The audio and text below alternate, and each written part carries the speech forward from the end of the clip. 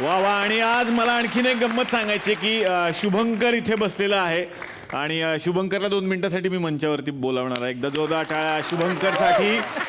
वा वा.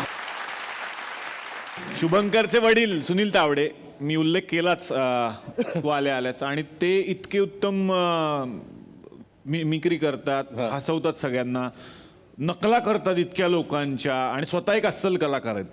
ते एक वेगळं. तुला सुद्धा काहीतरी गंमत येते असं मी ऐकलंय. आणि तुमचे जे दिग्दर्शक आहेत ऋषिकेश जोशी सर, हे तुमच्या सेटवरती तुमच्या नाटकाच्या तालमीत कसे असायचे हे तो आता त्याच्या स्टाईलनी सांगा.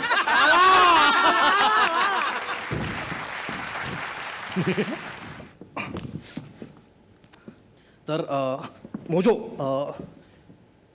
मला असं सांगायचं आहे की तुम्ही या वाक्यात असे असे करून दाखवतो.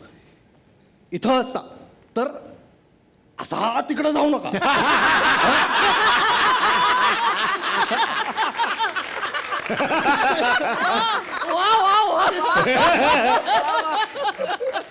म्हणजे इथंच राहा हा, आणि इथूनच अशी वाक्य अशी चोख पोचवा.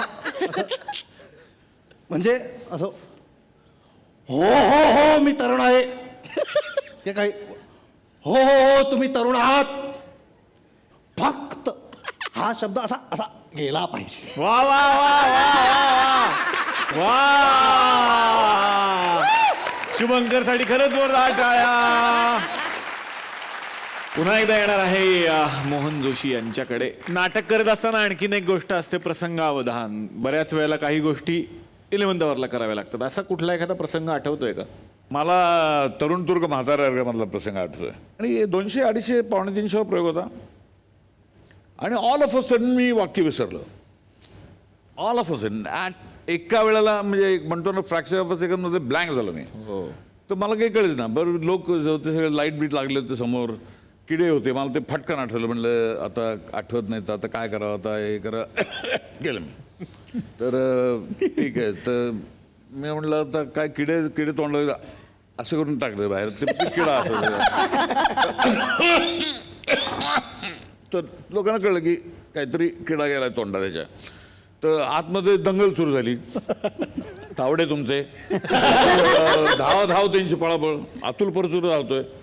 तर मी आत गेलो पाणी पाणी पाणी आणा, मोंदूशी पाणी आणा, पाणी आणा. अरे म्हणलं पाणी मरू दे, पहिले स्क्रिप्ट वाक्य मला सांगतो ना, पहिलं वाक्य मला सांग काय ते. सर ते किडे होते म्हणून बरं झालं नाही. हो, नंतर बेलच होतो मी. किडे असावेच लागतात, त्याशिवाय काही येडच नाही. आल्यात पण आम्ही प्रयोग करताना त्यांना ठसका लागलेला, त्यांच्या घशात केस गेला होता. दाढीचे केस गेले. तर विंगेत आम्ही पण असं होतो की यांना पाणी तरी कसं द्यायचं. आता हा प्रसंग यांनी आधी पण सांगितलेला, म्हणून असं वाटलं की त्यांना वाक्य हवं आहे की पाणी हवं आहे.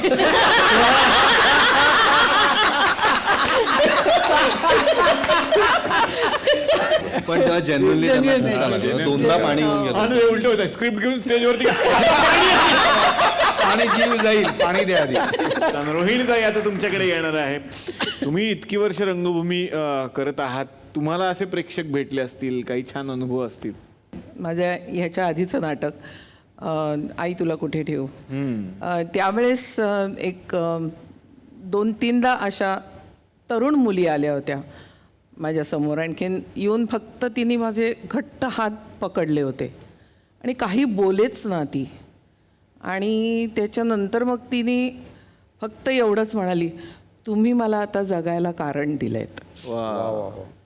असं तिने म्हटलं कलाकार जो असतो तो परकाया प्रवेश आपण म्हणतो. त्यामुळे स्टेजवर असताना तुम्ही तुमच्याशी प्रामाणिक असावं असं मला नेहमी वाटतं.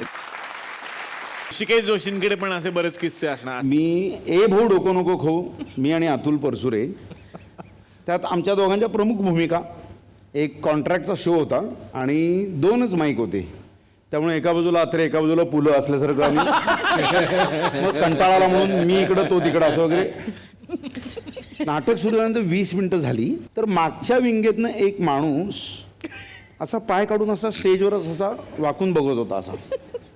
तर मी म्हटलं की हे पात्रच नाही या नाटकात, हा माणूस एंट्री तर गेली एका पॉइंटला तो माणूस आला आत आणि तो असं म्हणाला आम्हाला दोघांना, आपण हँगरवर जे कपडे काढतो ना त्याचे, तुम्ही थांबा म्हणाला तो. तो म्हणलं की आता आमचा बक्षीस समारंभ चालू नाटकात चालू नाटकात.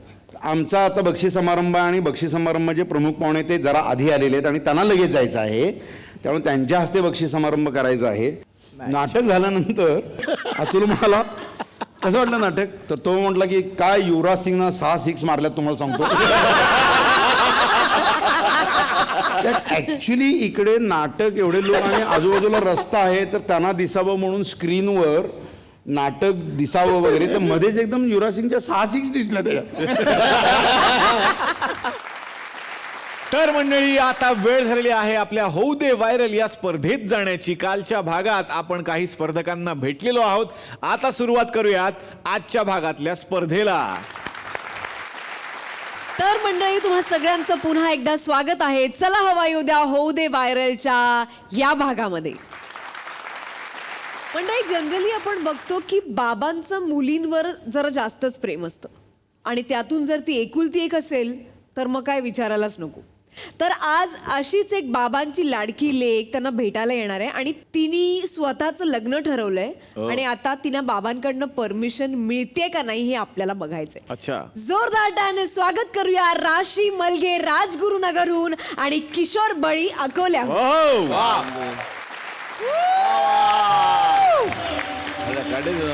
राम राम. नमस्कार नमस्कार नमस्कार नमस्कार नमस्कार नमस्कार. मी आदर्श शिक्षक बबन सोनवणे. म्हणजे तुम्ही म्हणसान बा स्वतःच आदर्श शिक्षक म्हणून राहिला, तर जसं PhD वाले स्वतःच्या नावापुढे डॉक्टर लावतात तसं आम्ही बी लावले पाहिजे की नाही.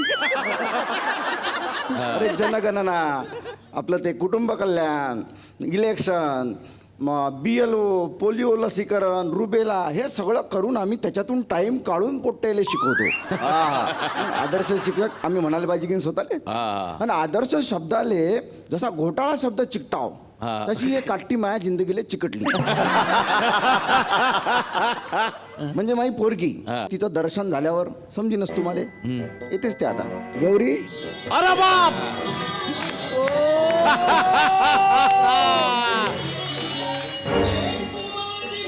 I I I I. ओ बाप रे, अरे काय